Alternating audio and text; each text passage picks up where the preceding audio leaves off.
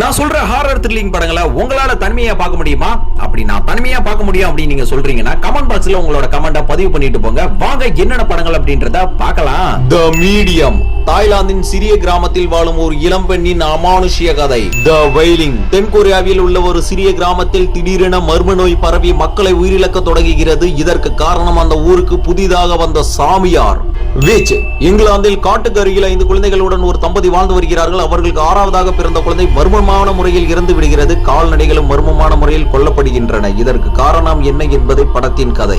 மிட்சோமர், Swedish கிராமத்தில் நடைபெறும் பாரம்பரிய திருவிழாவிற்கு டேனி தனது நண்பர்களை அழைக்க கோடை காலத்தை கழிக்க நண்பர்களும் அங்கு செல்கின்றனர். எழில் கொஞ்சம் பசுமை அன்போடு உபசரிக்கும் உறவினர்கள் என ஆரம்பத்தில் இனிமையாக தொடங்கிய அவர்களது கோடைக்காலம் மெல்ல மெல்ல நரகமாவதே படத்தின் மீதி கதை.